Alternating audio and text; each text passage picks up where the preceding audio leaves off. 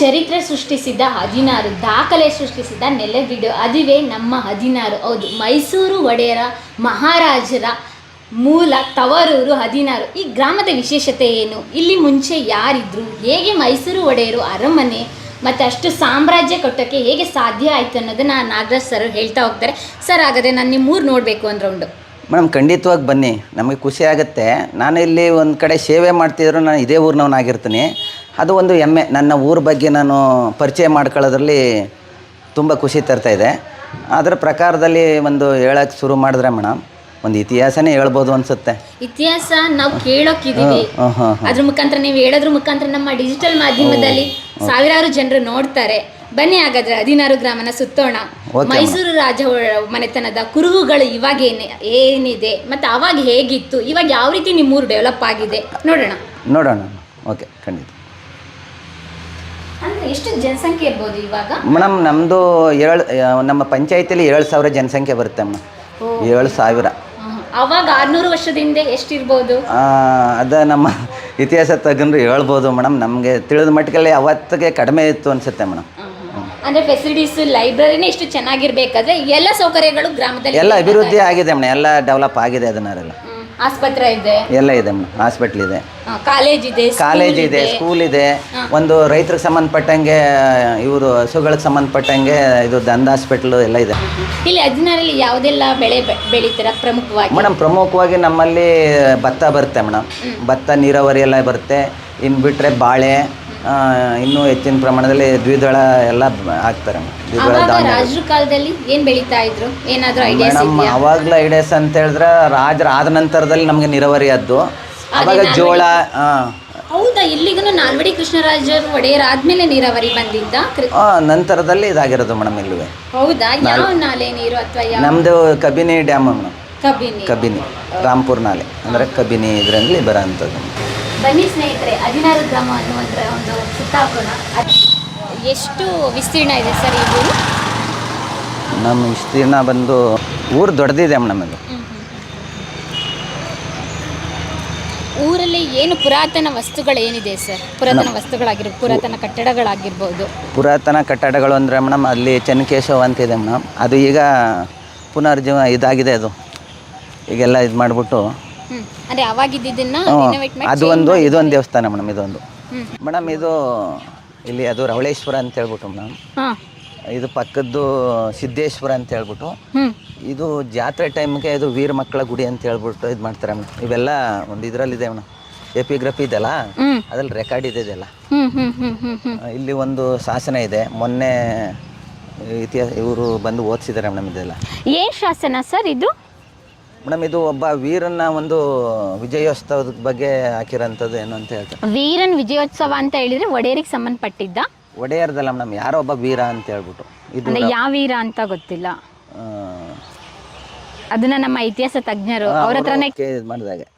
Sir, Mysuru ಒಡೆಯರಿದ್ರು ಅಂತ ಹೇಳಿದಾಗ ಒಂದು ಅರಮನೆ ಇತ್ತ ಮೇಡಮ್? ಅರಮನೆ ಅಂತ ಹೇಳಿದ್ರೆ ಅದು ಒಂದು 1399ನೇ ಇಸ್ವಿ ಅಂತ ಏನೋ, ಅಂದರೆ 1400ನ ಇತಿಹಾಸ ಹೇಳುತ್ತೆ.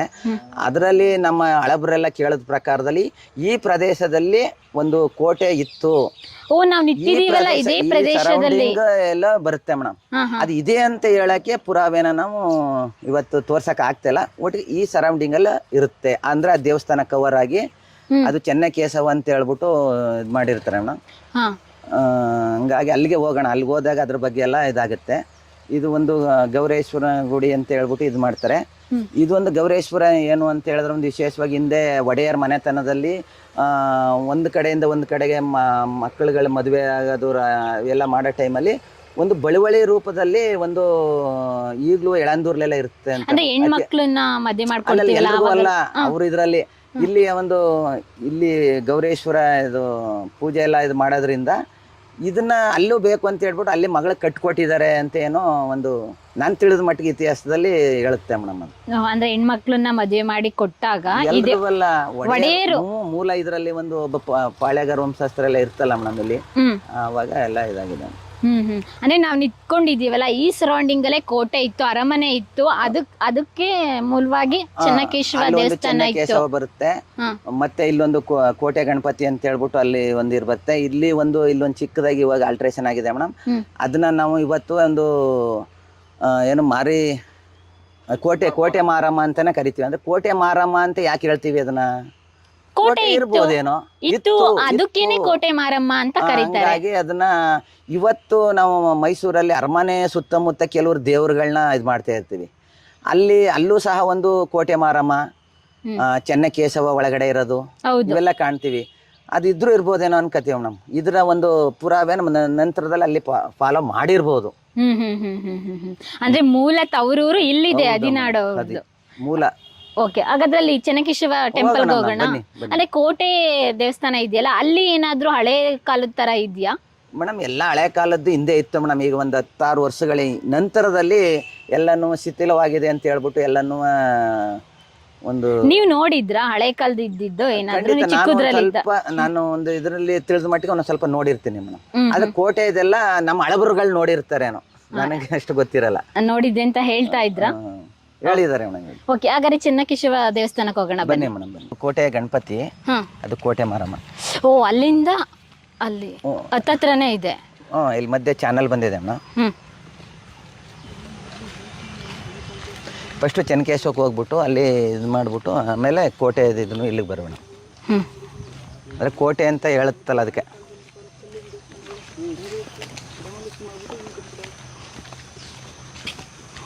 ರಾಜ ಒಡೆಯವರು ಕಾಲದಲ್ಲಿ ಕಟ್ಟಿದ್ದು ಅಂತ ಹೇಳಿದ್ರಲ್ಲ ಮೇಡಮ್. ಅವ್ರ ಕಾಲದ್ದೇ ಇರುತ್ತೆ ಇನ್ಯಾವುದು ಅಲ್ಲ. ಕಬಿನಿ ಬಂದ ನಂತರದಲ್ಲಿ ನಿಮಗೆ ನೀರಾವರಿಗೆಲ್ಲ ಅನುಕೂಲ ಆಯಿತು. ಹೌದು. ಆಗ ಹಿಂದೆ ಒಂದು ಕೊಳ ಇತ್ತು ಇಲ್ಲಿ, ಕಲ್ಯಾಣಿ. ಅಲ್ಲಿ ಮೆಟ್ಲುಗಳೆಲ್ಲ ಇದೆಯಲ್ಲ ಮೇಡಮ್. ಇವಾಗ ಕಟ್ಕೊಂಡಿರೋದು ಹಳೆಯ ಮೆಟ್ಲುಗಳಿತ್ತು. ಇವಾಗ ಬೇರೆ ಏನು ಬೇಕೋ ಈಗಿನ ಇದರಲ್ಲೂ ಮಾಡಿದ್ದಾರೆ. ಓಕೆ.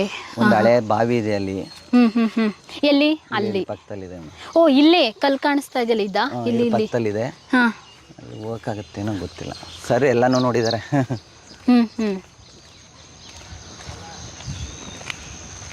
ಓ, ಎಲ್ಲ ತುಂಬಾ ಇದೆಲ್ಲ ಬೆಳ್ಕೊಬಿಟ್ಟಿದೆ, ಕಳೆ ಎಲ್ಲ ಬೆಳ್ಕೊಬಿಟ್ಟಿದೆಯಲ್ಲ. ಅದು ನೆಲಬಾವಿ ಅಂತ ನೋಡಿ, ಹಂಗಿದ್ದು ಅಲ್ಲಿ ಎಲ್ಲೋ ಇದೆ. ಓ, ರಾಜರ ಕಾಲದ್ದು ಹಾಗಾದ್ರೆ ಇದು ಕೊಳ ಬಾವಿ ಇದೆಲ್ಲ. ಅವರು ಕುರುಹುಗಳಿದೆಲ್ಲ ರಾಜರ ಕಾಲದ್ದು ಕೊಳ ಬಾವಿ ಎಲ್ಲ ಇತ್ತು ಇಲ್ಲಿ ಅನ್ನೋದಕ್ಕೆ ಪುರಾವೆನೂ ಇದೆ, ಸಾಕ್ಷಿನೂ ಇದೆ.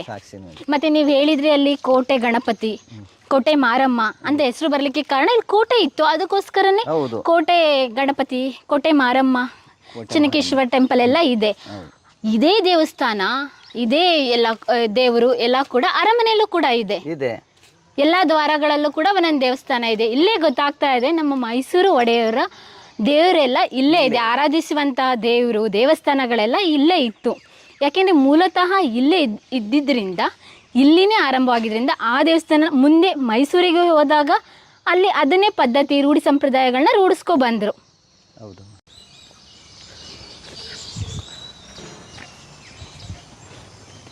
ಚೌಡೇಶ್ವರಿ ಅಮ್ಮನ ದೇವಸ್ಥಾನ. ಸರ್, ಇಲ್ಲೊಂದು ಬಾವಿ ಇದೆ. ಹೌದು ಮೇಡಮ್, ಬಾವಿ ಇದೆ. ಇದು ಚೆನ್ನಕೇಶವ ಅಂತ ಹೇಳ್ಬಿಟ್ಟು ಇದು ನಮ್ಮ ಒಂದು ಪುರಾತನ ದೇವಸ್ಥಾನ ಮೇಡಮ್, ನಮ್ಮ ಊರಿಗೆ. ಮತ್ತೆ ಬಾವಿ ಇದೆ. ಇದು ಪುರಾತನ ಆಕಾರದಲ್ಲಿ ಇದ್ದು ಈಗ ಒಂದು ಮಹಾದೇವಪುರ ಒಂದು ಆಡಳಿತದಲ್ಲಿ ಇದು ಅಭಿವೃದ್ಧಿನ ಹೊಂದಿದೆ ಮೇಡಮ್. ಈಗ ಶಿಥಿಲವಾಗಿತ್ತು ಹಿಂದೆ. ಪುರಾತನ ಅಂದ್ರೆ ಕಲ್ಲಿಂದಲೇ ನಿರ್ಮಾಣ ಮಾಡಿರ್ತಾರೆ. ಕಲ್ಲಿಂದನೇ ಇತ್ತು. ಇದನ್ನ ಒಂದು ಹೊಸದಾಗಿ ಇದನ್ನ ಶಿಥಿಲವಾಗಿರೋದನ್ನ ತೆಗೆಯೋ ಟೈಮಲ್ಲಿ ತೆಗೆಯೋ ಟೈಮಲ್ಲಿ ಮೇಡಮ್ ಒಂದು ಬಸದಿ ರೂಪದಲ್ಲಿರೋಂಥ ಒಂದು ಜೈನದ್ದು ಒಂದು ಶಾಸನ ದೊರಕಿದೆ ಮೇಡಮ್ ಇಲ್ಲಿ. ಓ, ಹೌದಾ? ಶಾಸನನೂ ದೊರಕಿದೆ. ಅದು ಒಂದು 5 ರಿಂದ 6 ಅಡಿ ಒಂದು ಇದೆ ಮೇಡಮ್. ಇಲ್ಲಿ ಹತ್ತಿರದಲ್ಲಿ ಇಟ್ಟಿದ್ದಾರೆ ಮೇಡಮ್. ಎಲ್ಲಿದೆ ಶಾಸನ? ಓ, ಇಲ್ಲಿದ್ಯಾ? ಓಕೆ ಓಕೆ, ಬನ್ನಿ. ಹಾಗಾದ್ರೆ ಯಾರ್ದು ಏನು ಅಂತ ಗೊತ್ತಾಯ್ತಾ ಶಾಸನ? ಅಂದ್ರೆ ಜೈನರ್ದು ಅಂತ ಗೊತ್ತಾಯ್ತು. ಏನಾದ್ರು ಮಹಾವೀರನ ಯಾವ್ದಾದ್ರು ತೀರ್ಥಂಕರದ ಅದಕ್ಕೆ ಸಂಬಂಧಪಟ್ಟಂಗೆ ನಮ್ಮ ಮೈಸೂರಿನ ಇತಿಹಾಸ ತಜ್ಞರಾದಂತ ನಂಜರಾಜ್ ಅರಸು ಅವರು ಕೆಲವ್ರನ್ನ ಕರ್ಕೊಂಡು ಬಂದು ಸಂಬಂಧಪಟ್ಟ ಇಲಾಖೆಯವ್ರನ್ನ ಒಂದು ಓದ್ಸೋ ರೀತಿ ಎಲ್ಲ ವ್ಯವಸ್ಥೆ ಮಾಡಿ ಎಲ್ಲ ಇದು ಮಾಡಿದ್ದಾರೆ ಮೇಡಮ್. ಓ ಇದೆ ಹೌದು ಮೇಡಮ್. ಓ ಈ ಶೈಲಿ ನೋಡಿದ್ರೆ ಗೊತ್ತಾಗ್ತಾ ಇದೆ ತೀರ್ಥಂಕರದ್ದು. ತೀರ್ಥಂಕರದ್ದು.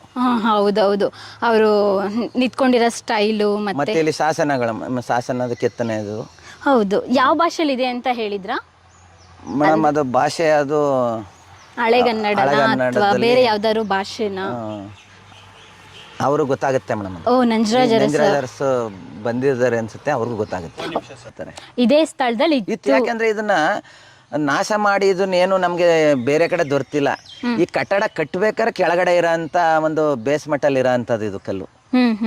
ಅದರಿಂದ ಇದಕ್ಕಿಂತ ಮುಂಚೆ ಇತ್ತು ಅನ್ನೋದನ್ನ ಸರ್ ಹೇಳೋದು. ಹಿಂದೆ ಅಂದರೆ ನಮ್ಮ ಈ ಪ್ರದೇಶದಲ್ಲಿ ಮೈಸೂರು ಒಡೆಯರ ಆಡಳಿತಕ್ಕಿಂತ ಮುಂಚೆ ಬಸಿದಿ ಇತ್ತು ಅನ್ನೋದಕ್ಕೆ ಇದೊಂದು ಪುರಾವೆ ಇದೆ.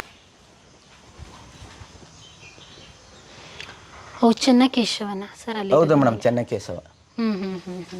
ಇದು ಒಂದು ಮೇಲ್ಕೋಟೆಯಲ್ಲಿ ದೇವಾಲಯ ಇದೆಯಲ್ಲ ಮೇಡಮ್, ಅದನ್ನು ಹೋಲೋ ರೀತಿಯಲ್ಲಿ ಒಂದು ಇದು ಸಣ್ಣ ಮೇಲ್ಕೋಟೆ ಅಂತಲೂ ನಮ್ಮ ಈ ಕಡೆಯವರೆಲ್ಲ ಕರಿತಾ ಇದ್ದಾರೆ ಮೇಡಮ್. ಓ ಸಣ್ಣ ಮೇಲ್ಕೋಟೆ ಅಂತ ಅನ್ನೋ ರೀತಿನೂ ಒಂದಿದೆ. ಸೇಮ್ ಅದೇ ಥರ ದೇವರ ವಿಗ್ರಹ ಆಗ್ಬೋದು, ಪ್ರತಿಯೊಂದು ಹೋಲುತ್ತೆ ಮೇಡಮ್ ಚೆನ್ನಿಗರಾಯ. ಇವಾಗ ಮಧ್ಯಾಹ್ನ ಆಗಿರೋದ್ರಿಂದ ಕ್ಲೋಸ್ ಆಗಿದೆ. ಮತ್ತೆ ಓಪನ್ ಯಾವಾಗ ಮೇಡಮ್? ಬೆಳಗ್ಗೆ ಓಪನ್ ಮಾಡ್ತಾರೆ, ಮತ್ತೆ ಸಂಜೆ ಏನು ಮಾಡೋದು, ಮತ್ತೆ ವಿಶೇಷಗಳ ದಿನಗಳಲ್ಲಿ ಎಲ್ಲ ದಿನನೂ ಓಪನ್ ಇರುತ್ತೆ. ಇಲ್ಲಿರೋ ವಿಗ್ರಹ ಅದಾಗೆ ಹೊಡೆದಿರೋದು ಅಥವಾ ಏನಾರು ಕೆತ್ತನೆ ಮಾಡಿ ಇಟ್ಟಿರೋದ ಮೇಡಮ್? ಅದು ಕೆತ್ತನೆ ಅನ್ನೋದಕ್ಕಿಂತ ಹಿಂದೆ ಮಹಾರಾಜರು ಹಿಂದೆ ಇದ್ರಲ್ಲ ಮೇಡಮ್, ಆ ಟೈಮಲ್ಲಿ ಒಂದು ಅವಾಗ್ಲಿಂದನೂ ಮೂಲ ಇದೆ ಮೇಡಮ್ ಇಲ್ಲಿ ವಿಗ್ರಹ. ಓ ಅವಾಗ್ಲಿಂದಲೂ ಆ ದೇವಸ್ಥಾನದ ಮೂಲ ಇದೆ. ಇವಾಗ ಅದು ಹಿಂದೆ ಇರೋಂಥದ್ದನ್ನು ಹೊಸದಾಗಿ ನವೀಕರಣ ಮಾಡಿದ್ದಾರೆ. ವಿಗ್ರಹ ಬಂದು ಅದೇ ಮೇಡಮ್. ನವೀಕರಣ ಮಾಡಿ ಒಂದು ಎಷ್ಟು ವರ್ಷ ಆಗಿರ್ಬೋದು ಮೇಡಮ್? ಒಂದು 4 ವರ್ಷ. ಓ ಇತ್ತೀಚೆಗೆ ಮಾಡಿರೋದು? ಇತ್ತೀಚೆಗೆ ಮೇಡಮ್, ಇತ್ತೀಚೆಗೆ. ಗ್ರಾಮ ದೇವತೆ. ಇದು ಗ್ರಾಮ ದೇವತೆ ಅಂತ ಹೇಳ್ಬಿಟ್ಟು ಮೇಡಮ್ ಚೌಡೇಶ್ವರಿ. ಇದು ನಮ್ಮಲ್ಲಿ ಒಂದು ದೊಡ್ಡದಾಗಿ ಒಂದು ಹಬ್ಬ ಆಗುತ್ತೆ ಮೇಡಮ್, ಬಂಡಿ ಹಬ್ಬ ಅಂತ ಹೇಳ್ಬಿಟ್ಟು. ಇಲ್ಲಿ ಕೊಂಡೋತ್ಸವ ಮತ್ತು ಬಂಡಿ ಇದೆಲ್ಲ ಆಗುತ್ತೆ ಮೇಡಮ್. ಇದುವೇ ಒಂದು ಹಳೆ ಇದರಲ್ಲಿತ್ತು, ಈಗ ಒಂದು ನವೀಕರಣ ಆಗಿದೆ ಮೇಡಮ್ ದೇವಸ್ಥಾನ. ಗ್ರಾಮದವನಾಗಿ ನಾನು ಹೇಳ್ತೀನಿ ಮೇಡಮ್, ಯಾವುದೇ ಒಂದು ಗ್ರಾಮದಲ್ಲಿ ಒಂದು ಹಬ್ಬಗಳನ್ನ ಮಾಡೋದು ಸಹಜ. ಹೌದು, ಹಬ್ಬಗಳು ಮಾಡೋದು ಏನಕ್ಕೆ ಅಂದರೆ ಒಂದು ನಂಬಿಕೆ. ಆ ಗ್ರಾಮದ ಒಂದು ನಂಬಿಕೆ, ಸೌಹಾರ್ದ ಎಲ್ಲ ನಡೀತದೆ ಮೇಡಮ್. ಅದೇ ರೀತಿ ನಮ್ಮಲ್ಲಿ ಹಲವಾರು ಜನಾಂಗದ ಜನ ಇಲ್ಲಿ ವಾಸ ಮಾಡ್ತಾರೆ. ಅವ್ರದ್ದೇ ಆದಂಥ ಒಂದು ಕಸುಬನ್ನ ನಿರ್ವಹಿಸ್ಕೊಂಡು ವಾಸ ಮಾಡ್ತಾ ಇರ್ತಾರೆ. ನಮ್ಮಲ್ಲಿ ಚೌಡೇಶ್ವರಿ ಬಂದು ಮೇಡಮ್, ಇಲ್ಲಿ ಒಂದು ಅರಸು ಜನಾಂಗದ ಒಬ್ಬ ಅವ್ರಿಗೆ ಒಂದು ಪೀಠನ ಇಲ್ಲಿ ಒರೆಸ್ತಾರೆ. ನಾನು ನೋಡಿರೋ ಪ್ರಕಾರದಲ್ಲಿ ಯಾವುದೇ ಒಂದು ಗ್ರಾಮದಲ್ಲಾದ್ರೆ ಆ ಜನಸಂಖ್ಯೆ ಏನು ಜಾಸ್ತಿ ಇರುತ್ತೆ ಅವ್ರಿಗೆ ಒಂದು ಉನ್ನತವಾದ ಒಂದು ಸ್ಥಾನನ ಕೊಟ್ಟು ಅವ್ರಿಗೆ ದೇವ್ರನ್ನ ಒಂದು ಒರೆಸೋದು ನಿಮಗೂ ಗೊತ್ತಿದೆ, ನನಗೂ ಗೊತ್ತಿದೆ. ಹೌದು. ಅದೇ ರೀತಿ ಇಲ್ಲಿ ಅರಸು ಜನಾಂಗದವರು ನಮ್ಮಲ್ಲಿ ಗ್ರಾಮದಲ್ಲಿ ಇಲ್ಲ ಅಂದ್ರೆ ಪಕ್ಕದಲ್ಲಿ ಇದ್ದಾರೆ ಮೇಡಮ್.